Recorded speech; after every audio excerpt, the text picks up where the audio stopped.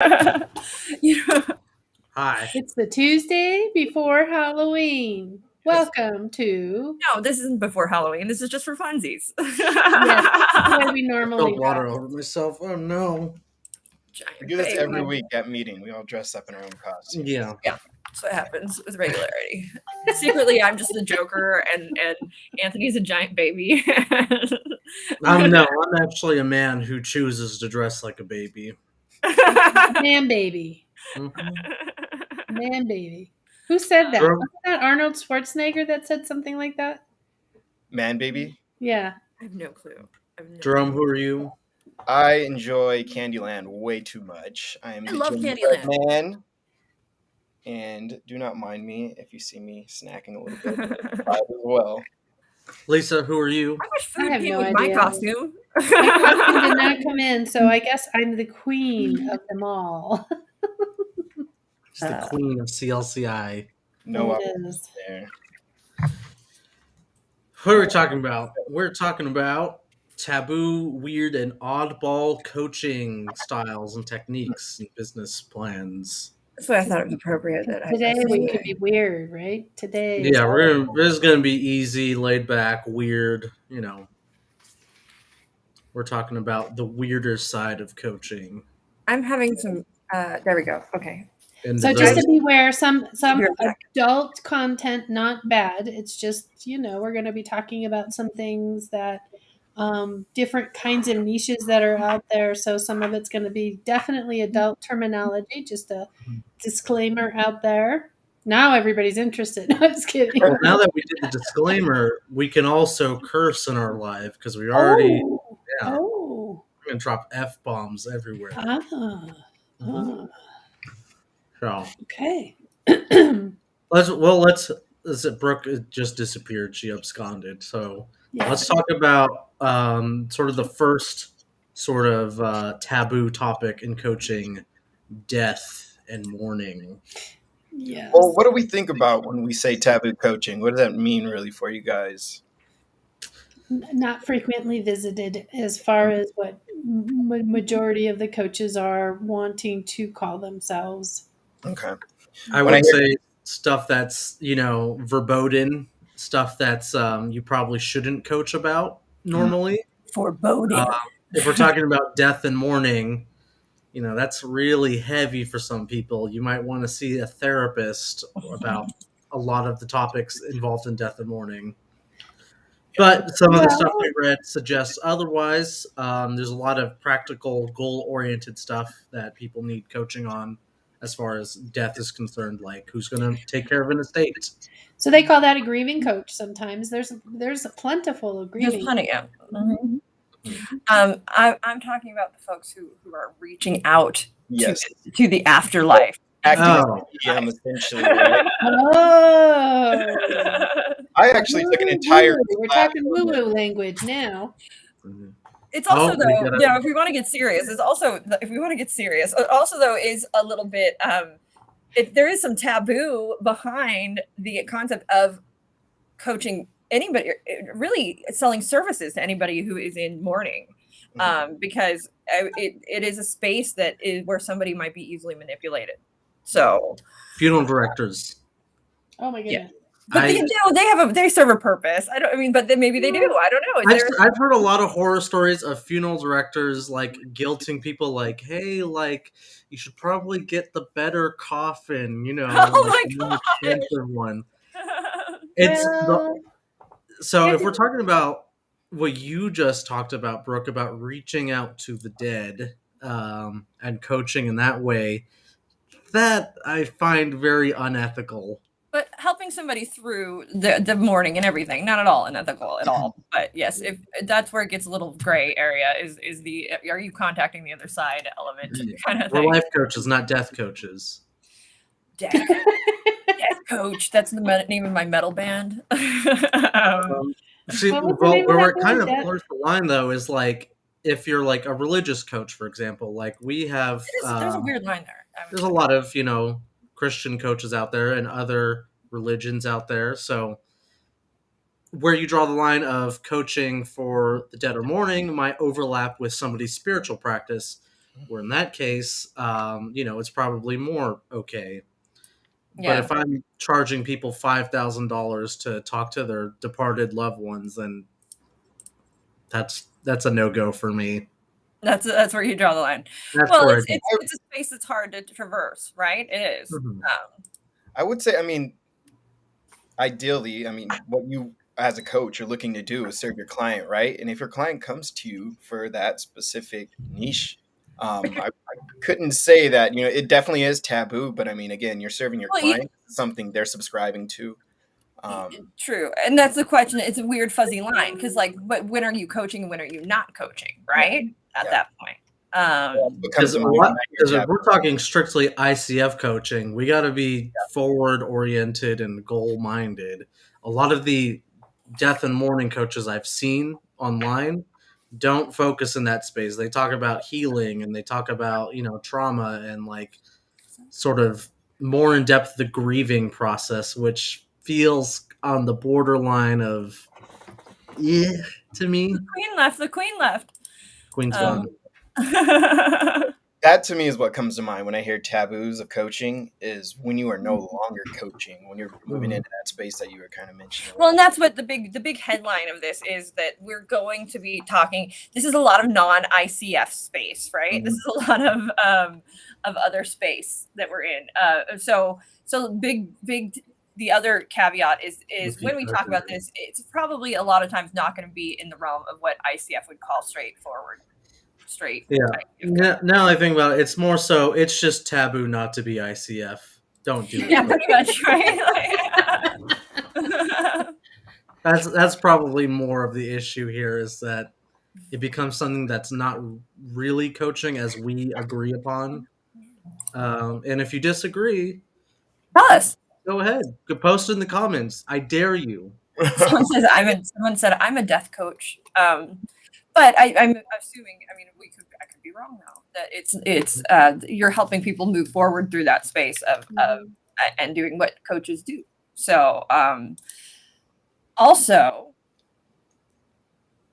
my brain just gone. It's because I'm dressed as the Joker. I can't think. When we were looking at stuff, Brooke sent us a whole bunch of stuff to look up as well. It was interesting, the different people in niche concepts that they were putting themselves out there, and the different articles people were writing about.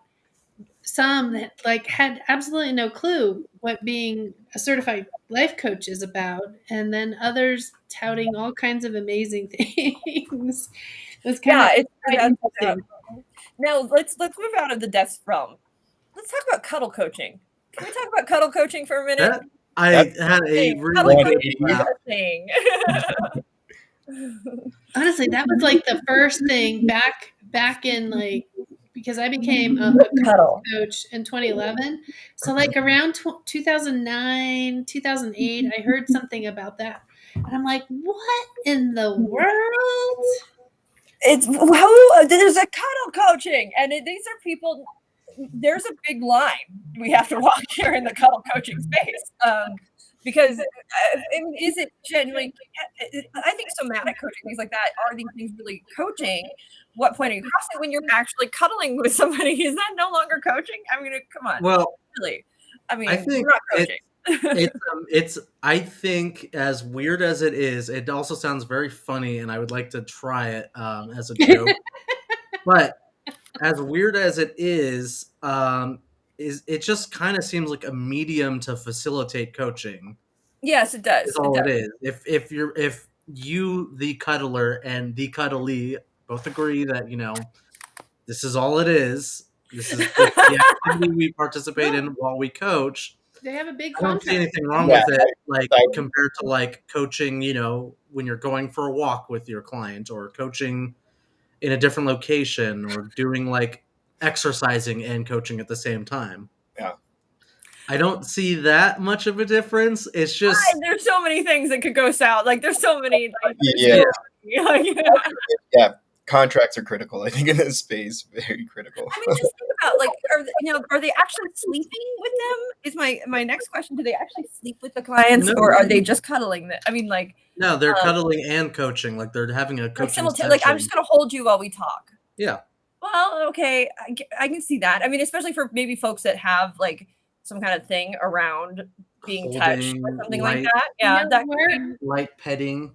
Mhm. the article, one of the articles I read years ago, it's not current, so I don't have all the details, don't remember exactly, but what I do remember in there, this one lady was talking about having a cuddle coach because her husband was in the military and hadn't seen him for years and just wanted to have some connection without having connection, if that makes sense. They just needed some physical touch. So I have given permission for this other man to cuddle with you. No, not man. It was yeah.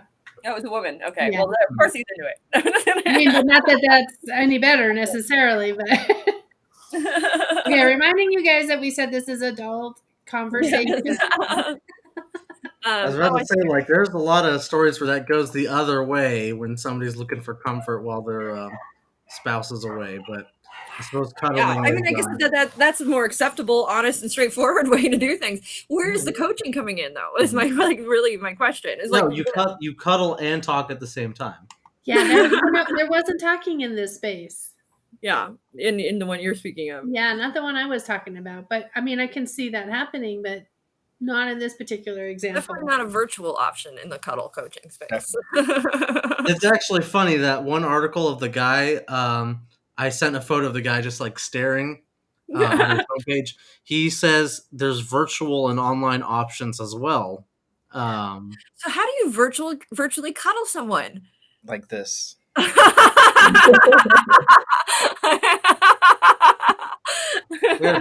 Oh my goodness. Like, so weird. Well, I do know everybody has relation. I mean, you know that they have their iPads and tablets and everything open, and you're just right there together. There is. I was reading recently that there is something too. So we as people respond to touch. We respond to touch very well, and it's very important to us. And actually, like the act of physically touching someone can develop or destroy trust very quickly. But we also doing things like putting our hands over our heart or putting our hands where we actually take a moment and consciously think about touching ourselves and touching ourselves in a specific way. And this all sounds. We're not onto that topic yet, Brooke. Hold on. But it can do things like calm you down. It can anchor you. It can make your whole body sort of physiology change by the act of just you actually taking a moment to touch yourself. I'm 12 years old. So cuddle coaching is, do you think if somebody got certified with us and they're like, I want to be a cuddle coach, and they go to the ICF, do you think the ICF is going to accept it? Well, I don't think the ICF's asking what people's niches are, right? I don't think they are. Yeah, they wouldn't. Actually, they wouldn't even know, really, because you would submit the coaching. Yeah, you're not going to submit that. And there's no video, so they can't hear. There's no video. It's an audio recording of the coaching session, so all you hear is the actual coaching. The cuddling. You don't hear the cuddling. That'd be I can imagine just like some asterisk in the notes, and it says wraps arm around waist or something. I love it. Another weird or strange or off the cuff kind of coaching. Well, moving from cuddling, the natural next step would be sex coaching. But not actually that taboo, really, in truth. It's really, really not. Yeah. It's just like the concept of it, the thought of it is that like the moment we say sex, the word sex comes out of our mouths. It's like, and the internet like puts all these constrictions on that as well. So one of the, she wasn't a coach. She's more a therapist, Barbara DeAngelis. One of the things I liked about back in the day, I don't know, it was 80s, 90s when I used to go and hang out and do her trainings. She would open up the floor, and we're all women in that room in that time, in that particular, I forgot what she called it. And she would open up the floor for any question, any whatsoever question women had about that sexual content. And some really interesting things came out, and some really think people didn't know about a lot of stuff. What do you mean by didn't know? Like, oh, just like simple things. But that's not coaching though, right? At that point though, she's At that sharing. point, that was not coaching, but it also wasn't.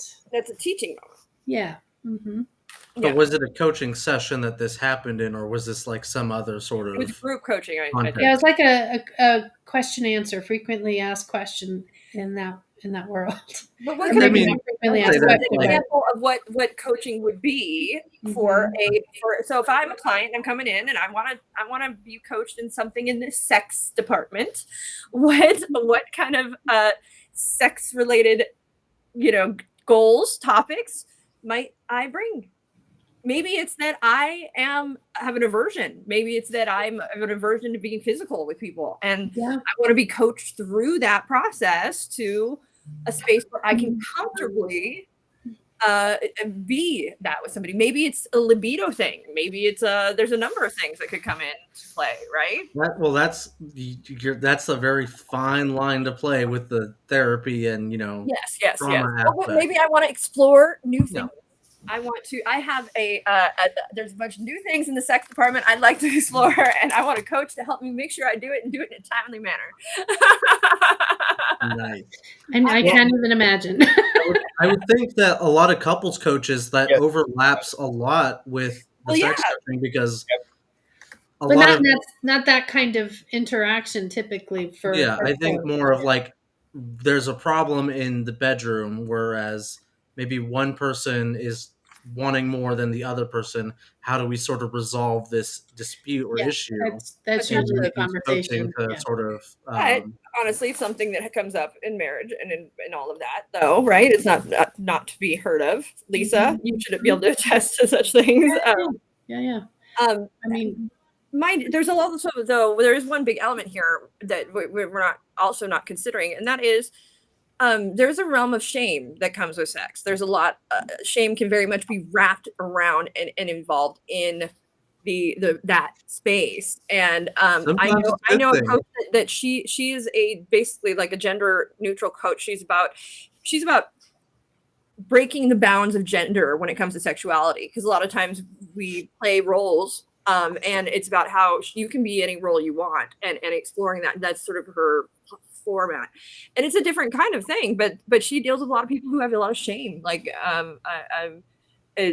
people who are transitioning, people who are these kind of things can bring up a lot of shame when it comes to that department. And I think she does tremendous work. So yeah. Well, but even I think everybody can have that shame in a relationship when one person is not in the same place as the other one. Like one's wanting it more than the other. Pink, the other one is completely vanilla. Yes. That's where shame might be a good That's thing. where lying comes in. That's where these things where there are elements in relationships where it's like I just don't tell or say what I want and then I'm going to spend the rest of my relationship sort of never feeling satisfied, and that could be a tough place to be in. So it's very important. We have is a part of relationship coaching from several aspects: intimacy, reaching orgasm. Yes, exactly. Mm-hmm. But still could be considered a little bit taboo or a little bit, Well, if you get to the more, let's talk more about sex. I was gonna say, the more taboo example would be like, I think I'd see this like on like MTV or VH1 like in the early 2000s is like the pickup artists. Mm-hmm. Oh God, that would take us to NLP right there, because that was NLP that they're using in that. That's what I was just telling you guys earlier. Mm-hmm.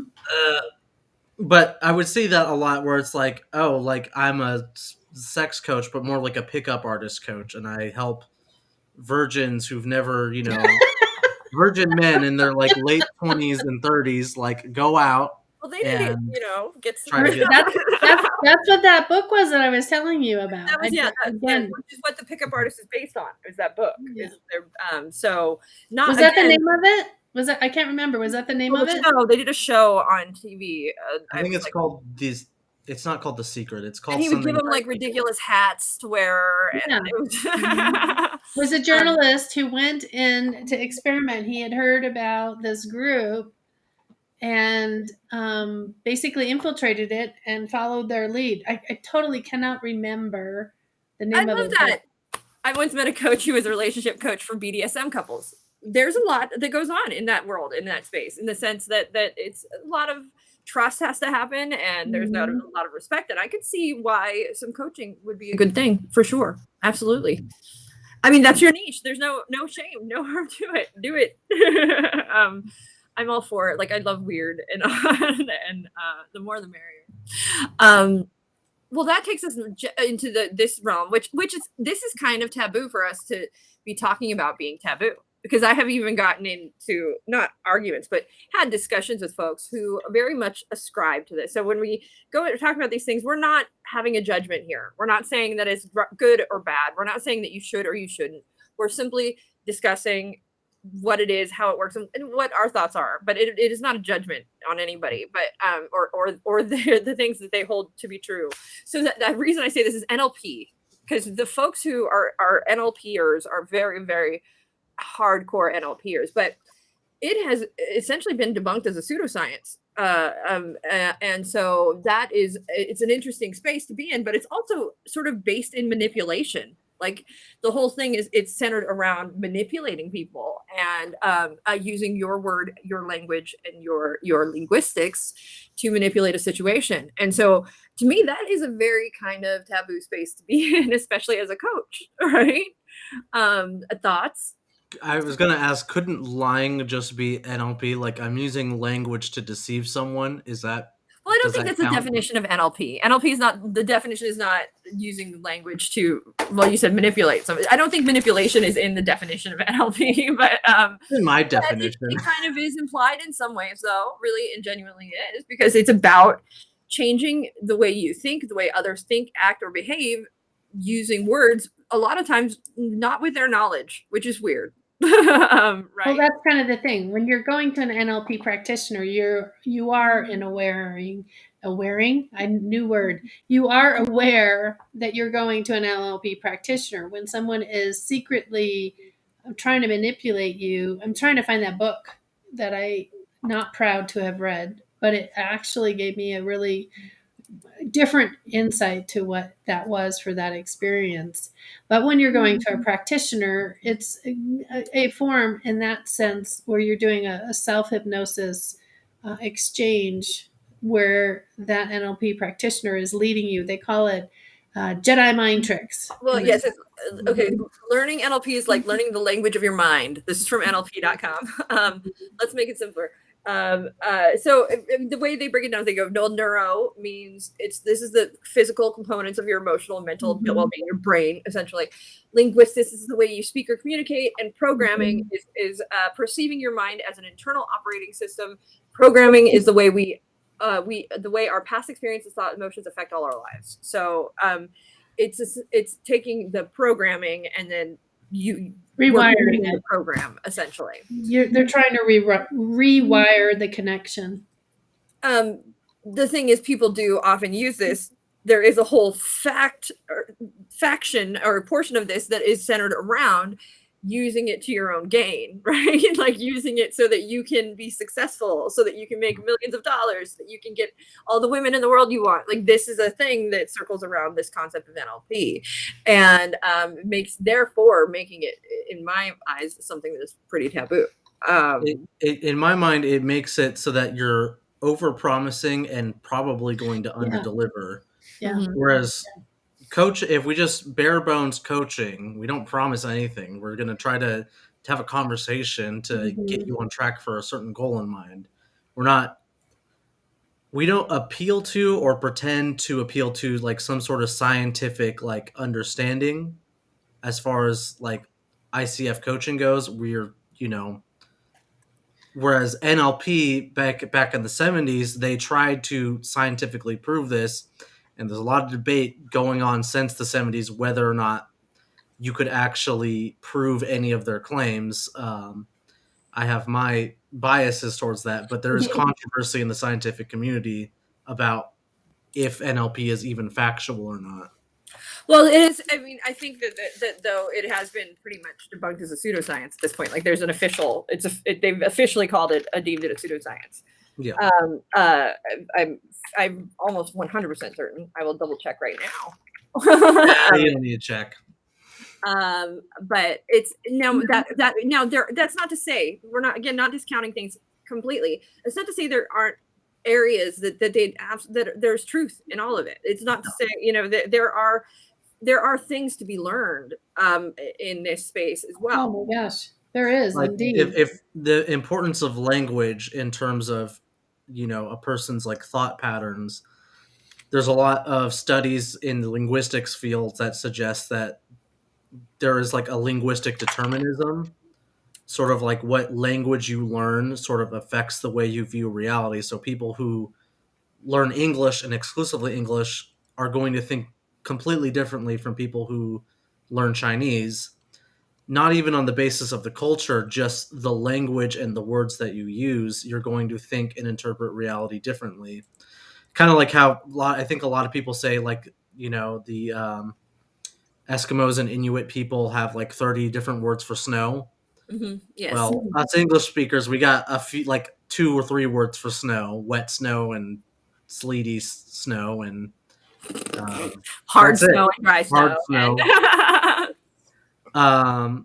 So you perceive reality differently based on the language and the words you use. So maybe if you change the words you used internally, how you think about yourself, yeah, I can believe that. Absolutely. And I think there are techniques that they use as well within it where, it's about being aware of what you're saying, being aware of how you say it, being aware that the way you carry yourself and the way that your entire internal dialogue as well, the way you perceive things, the way that it might be something that is a pattern, right? And this is sort of something that's based in neurolinguistic programming, is that you're identifying your patterns of thought, your patterns of speech, the way, and then adjusting it for better or different results, right? Yeah. Mm-hmm. It's where the taboo comes in is when we're using it to manipulate other people or get what we want from other people unbeknownst to them, essentially.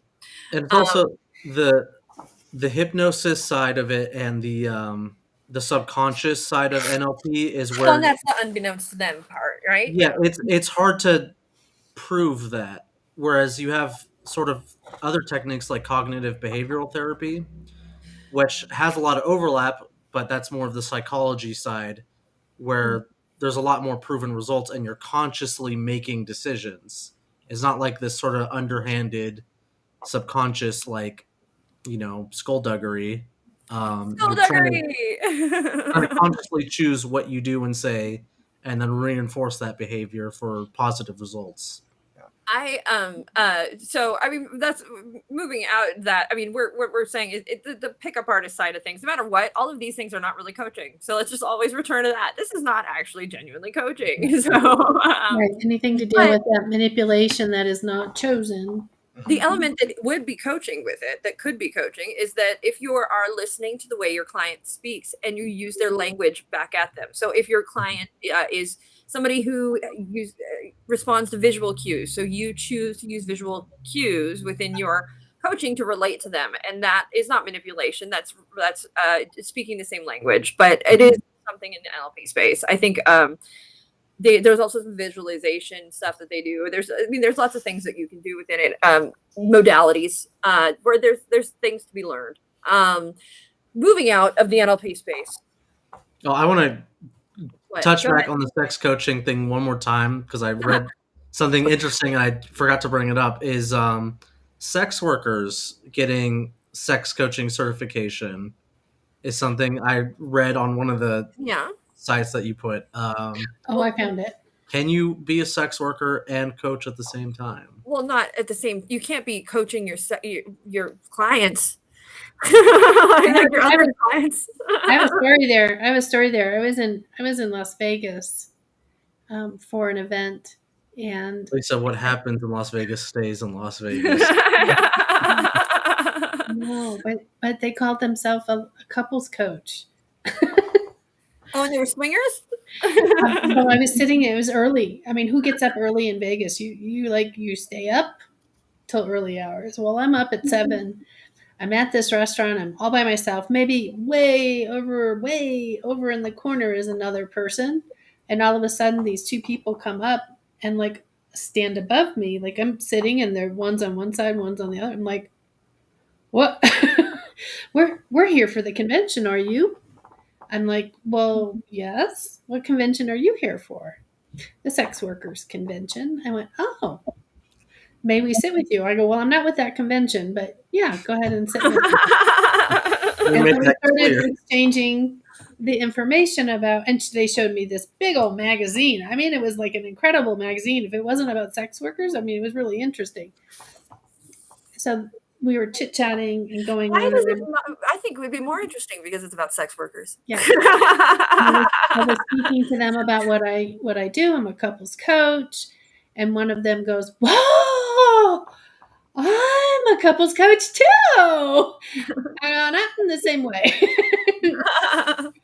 But, you know, they felt that they served a purpose. They felt they fit a area that fed a need of people. And most of the time when they were in their business, it wasn't only about sex, right? It was about having a conversation where the person that partnered up with them, they could have any kind of conversation. It wasn't a fearful, yeah. I mean, they're making the other couple. So if they're with other couples, they're making the other couple stronger, essentially, through this, which I can see that. I mean, yeah. It was just very odd for two people to stand above me that I didn't know. And it was like awkward. And then we get down into the conversation of things. Okay, so the book that I'm totally not at all proud that I read, guys, not at all proud that I read, but actually I'm grateful that I read it because it gave me a perspective that I can tell when someone's using that language on me. It started that learning in that space. It's called The Game. Oh, that was it, by Neil Strauss. Yeah, by Neil Strauss. That was the one. Yeah. There's another book that actually uses NLP concepts that I actually quite enjoy. It's called Words That Change Minds. And it's in the space, though. It's not about essentially like manipulating people. It's actually in a workspace, how to identify how people are motivated for and what they do and etc. Like what motivates people to them. And so that's why I quite enjoy it. It's more about identifying what people's strengths are just based on how they speak, and then knowing where to place them if you're a boss or something else. Definitely a better book. So you've used that book on us, Brooke? All the time. Every day. You know I do. Yeah, I know. Okay, what's another taboo? Coaching. Sociopath coaching. Is your coach a sociopath? Brooke has the perfect makeup for this. Yes. Crazy. She's got the perfect makeup, but mine's really more perfect. Yeah. Lisa's saying I was too bad. All you British people watching, sorry, we don't like monarchists here. So that's the thing with the is that did you read the articles recently? I'm not a sociopath. Is that they are there is an inclination for some folks who are in that space to become coaches, actually, which is scary, right? But it's because it's putting them, I think, any places of power, sociopaths are drawn to.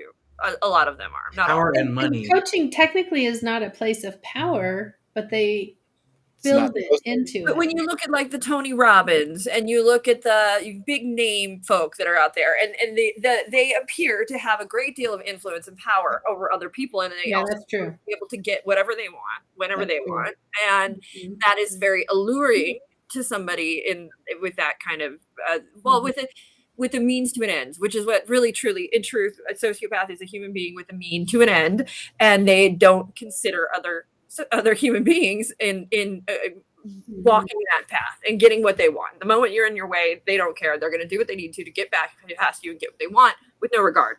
Well, they see other people as a means to an end. Well, yeah, they'll use people as a means to an end. Absolutely. And that's the thing is you are supply. That's one of the best way I've had it put is you are supply. And when your supply runs out, when you're no longer of value, you're discarded. Which the sociopath coach comes in when they see their clients as a mean to an end, the end being more money. and they keep you on the hook, or they'll do all these crazy pyramid schemes. That's where, or they're trying to try everything they can to get to the height that they want, and that they'll maybe be willing to go to great lengths. I think, though, in this space, you as the client are probably in the safest space. Because I think that they're going to want to be doing a good job and want to be known for doing a fantastic job. And so I think that you are in the safest space as a client if dealing with this. I think that everybody else in their way is probably at a much more crazy. But, Maybe. But there is a theory. If you want to make it and be big, you've got to be able to perform. And if you're going to perform, you got to, they are going to know that. Now, mind you, there are probably some underhanded stuff going on in the process, not always, but and so it's an interesting space. But I think as a client, it's probably you're in the safest lane. I disagree with that. There's a lot of gray area. Sounds good.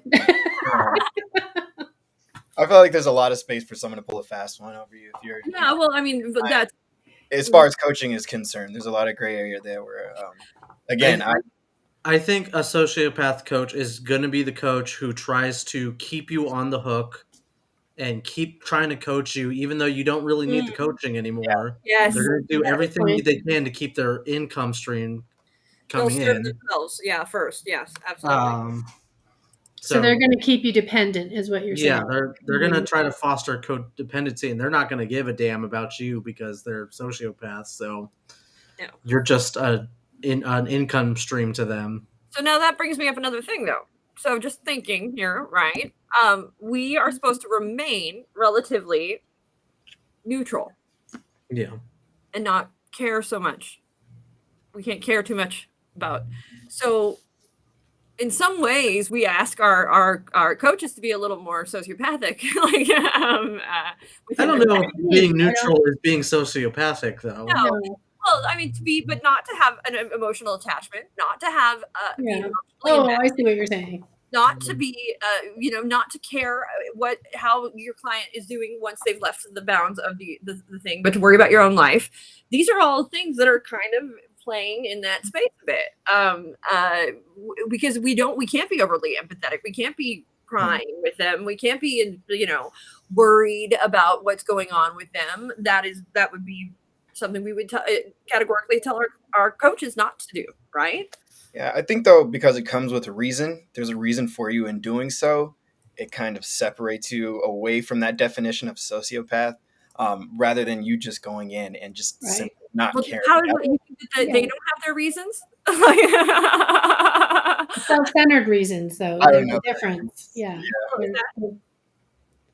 I'm unaware of their reasons. I'm not sure, but I would imagine that it'd probably just be they just simply do not care, and there's just a disconnect there from. I think that's where you're not thinking of what a sociopath is quite correctly. Then only because sociopaths do have emotion. They do care. They do get angry. They do get. It's that they don't have any regard for other human beings and their emotions and their. It's that part of it's just shut off, and it's self-centered. I'm looking at the definition right now. It's a person with a personality disorder manifesting itself in extreme antisocial attitudes and behaviors and lack of conscience. Yes, I think being outcome independent is a lot different than being having a lack of conscience, because we require. Well, the ICF requires coaches to have somewhat of a code of ethics and conscience. The sociopathic coach is just going to disregard that. So, will they though? They may not, because it depends on what their end goal is. They're going to disregard it. But all end goals are going to be self-serving. It has nothing to do with they're not going to hold it, because they're only going to hold it for as long as it serves them. And then the moment it doesn't serve them, they'll disregard it, and you don't want to be there when that happens. Essentially, is what it is. Yeah. So no, I don't think you're safer and better off coaching with a sociopath. I don't think so. I never said they were safer or better off. I just meant, of all the spaces in all the world, I think that would be the one to be in a sociopath with. That one it would be more safe for me than others. So I was interviewing I was interviewing mentor coaches. I was looking for an MCC mentor coach. And as I was doing, now none of them I would say are sociopaths. I'm not going there, but egocentric, absolutely.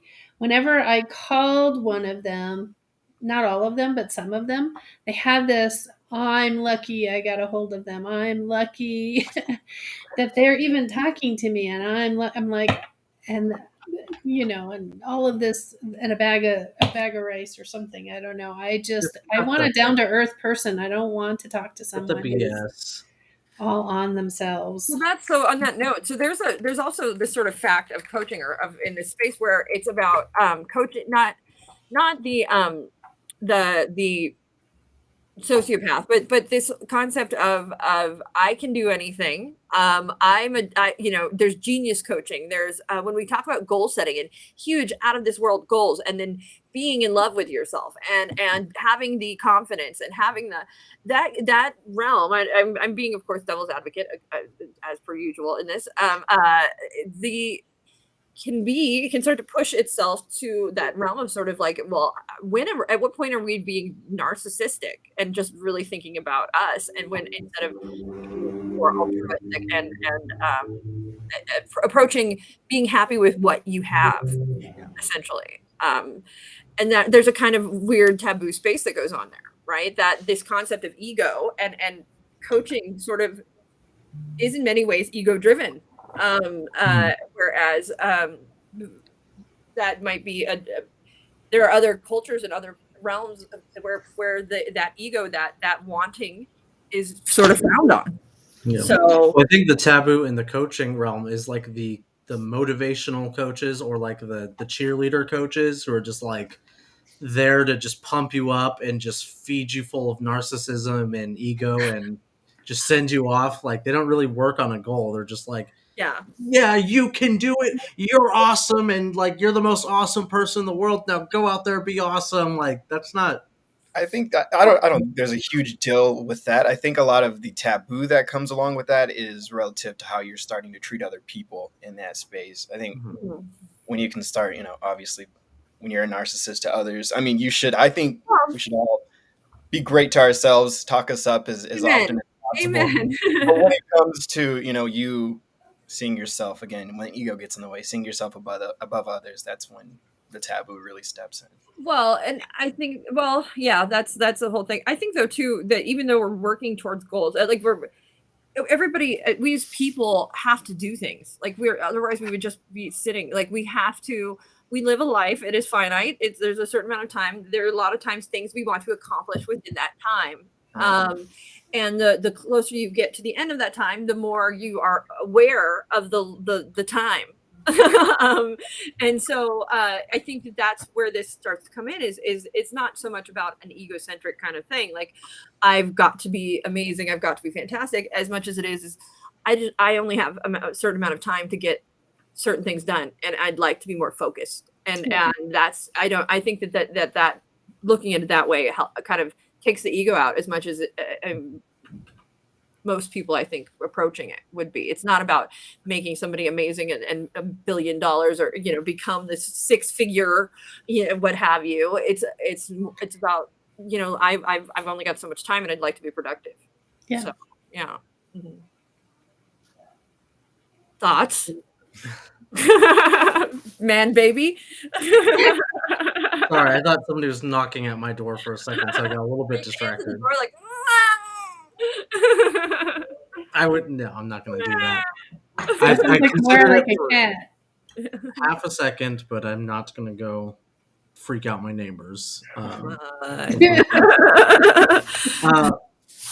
You meant, or in the notes that you sent, you also put in genius coaching, and I do not know what the heck that is. Okay, so if you click on that, it's a weird space. So that was a weird space when I saw it, and no, I'm not saying anything bad about genius coaching or what it is, but it is essentially a group that, if you have a gifted child, your child, or you think your child is gifted, they you pass an assessment with them, and then they will coach your child to genius, essentially, and that to me is terrifying. Like, that is like stage mom hell. Like, that's tiger mom behavior right there. Because it's not your child. The child at that point is not they're young, one, and two, whoa, that's a lot of expectation. Like, and So are you coaching the parent or are you coaching the child?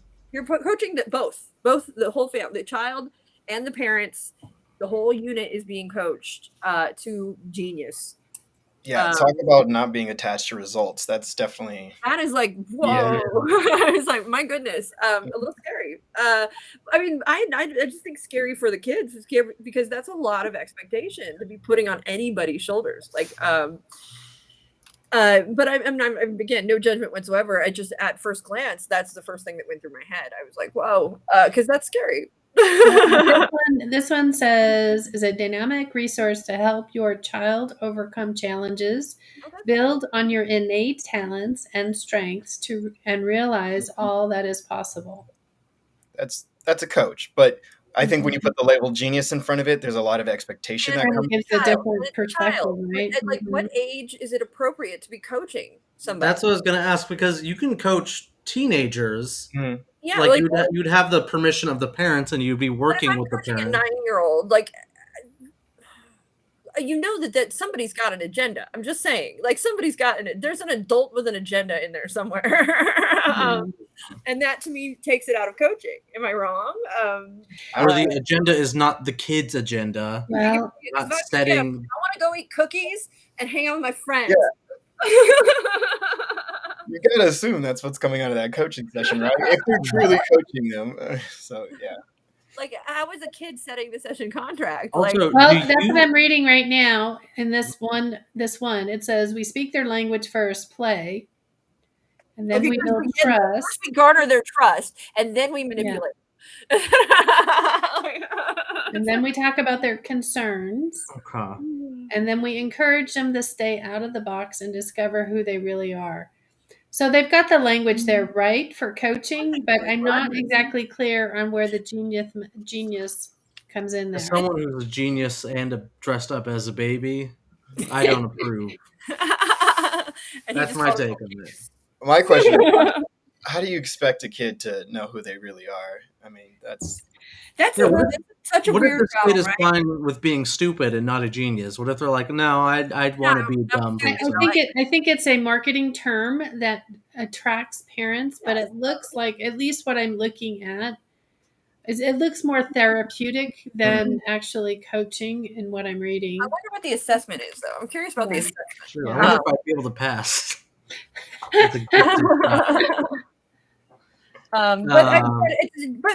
no, taking them out of it, like I don't want to talk about that company. Mm-hmm.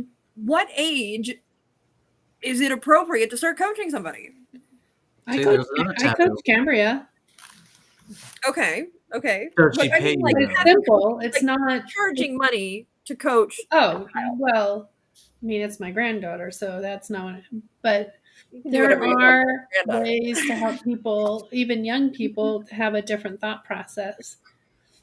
I think that's a space we gotta. Oh, I'm sorry, Lisa. Go ahead. But you're still going to be. You've still got to not coaching a young person and not their parent is a big mistake. Mm-hmm. You've got to coach the parent. It's really, like, what's that? The dog trainer, Cesar Millan, is that his name? He really trains the owners of the dogs, he does the dogs, but more the owners of the dogs to get their behavior different. Well, yeah, it's true. He's changing their behavior so that then they're speaking dog language. I think we're kind of dancing around the question, though, because you can, let's say a teenager, you can sit down one-on-one, coach with them for like an hour.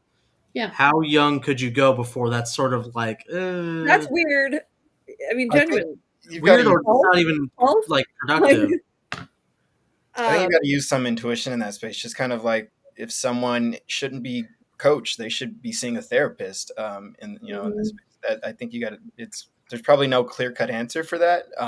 But I think there might have to be. Is there an age limit on therapy? I'm curious. Like, is there an age limit? Like, when is a child old enough for therapy? Well, that's different, though. I think that's like a sort of like. Yeah, it's different. Medicalization. The child has to have goals. They have to. If we are coaches, right? I'm just going to play this out in my head here. So I'm just going to verbally out loud this. So if I am the structure of a coaching session. We set a contract with them. We catch up to them with them. We set a contract that we then allow them to lead us through until we come to a conclusion with the final goal of the contract has been fulfilled within a session, right? Mm-hmm. So if I'm 4 years old, am I setting session contracts? Like, am I capable of doing it? Yeah. I think you are, yeah. Yeah, I think so too. I mean, I don't think the session's going to be an hour long. Let's coach. Come, let's try this first. Come here. Yeah, but I think you can. I don't think you do it for a long period. I mean, it's not going to be an hour session typically. I think it's going to be a shorter session to accommodate the attention span of wherever that cognitive. Okay, and would the 4-year-old know that they wanted coaching to begin with, right? Like, or is this something that like parents would force on them? Like, parents. It's all parents. I might flip on the subject. Like, I'm gonna look at Anthony and go, Anthony, go see a child. As I'm dressed Man, like baby, can you be coached? I'm gonna get on their level and be like, listen, kids like to dress. Oh my god. At first I was thinking about this like, no way, you couldn't coach a kid. But then I thought, well, if you're a teacher, they're doing it all the time. Yeah. Become certified coach, you can use the skills that you learn as a coach, include it in your teaching, and that'd be totally like fine. I'm great with kids because I get on their level and I talk to them like adults and like I ask them questions. Dressed like them, though? No, you're a man, baby. Because then they think I was just making fun of them, so I wouldn't do it. But they probably laugh a little. They're probably. I think you can. I think you should come in and see. I think it's different. I think it's just different with the way that we work with children than we work with adults. It's easier, honestly. It's easier to work with children than adults because they will make decisions more simply and just do it. Mm-hmm. And they're probably not like trying to. Get $1 million in a week or something like that. That's not a kid goal. Really. Yeah, that sounds definitely like a kid goal. Just like, I want $1 million. And like, okay, how are you gonna do it? Let's do it. I'm gonna do that. That'd be awesome. Kid, 12-year-old becomes a millionaire with life coach. I can see that being some stupid. All right, we're about out of time. I think we have descended into madness. So we've had fun. Today was a fun day, just a chit-chat day of taboo kinds of interaction as coaches or people that are calling themselves coaches. I'm just having fun today. Nothing real serious. Thank you so much for being here. Why so serious? What? But yeah, no, I was just doing a quote. It was a Joker quote. That's all. Oh, I didn't hear you. Say it again. Now the moment is over. Say it. Say it in the voice. Goodness. I'm not. Why so serious? That was Nixon doing a Why So Serious dress. I know. It was Man Baby doing Nixon doing Joker. That's close enough. Here's a takeaway. The oddball sections of coaching, the weird and the taboo, those are great niches. Not a lot of people do them, so that might be a good place to establish yourself and have a lot of return customers. Yeah, and to kind of add on to that, I mean, there's something for everyone out there. Just be cautious. Be I think what you're getting yourself into before you commit to something long term. Everybody needs a coach, even sociopaths. We all need it. Neurodivergent people need coaches too. But that is, I think that yes, it's a good point. There's something for everybody, and I think that just know the difference between coaching and not coaching, because just calling yourself a coach within the realm of cuddling, within the realm of sex, within the realm of genius, you may not actually be coaching. At least by ICF's definition, and that is what we ascribe to. So if you're going to call yourself a coach. If you're not going to coach within the space of what you're doing, don't call yourself something else. You can still use coaching as a skill set. Call yourself a cuddle consultant or a cuddle advisor Well, or a sex worker. But don't call yourself a coach if you're not actually using the tools that coaches use, because you're giving everybody a bad name. I'm just saying. Yeah. Well, it just confuses me. So, yeah. Don't miss that opportunity. Confusion. You're causing confusion. But we could have a confusion coach. Yeah. As long as All right, now we're getting off track. Confusion. I'm I think we did confused. that a few times. Can you help me be less confused? Can you imagine that client? I don't understand what you're saying. Why do you keep asking me questions? Me neither. I don't know. All right. I think that about wraps it up. All right. Goodbye, everybody. Go be taboo. I'm Go be supposed to. odd. Have a happy, Have a happy Halloween. Happy Happy Halloween. Halloween. Have Happy fun. Halloween. Happy fall day. Enjoy your weekend. Thank you for Goo goo gaga. Bye bye.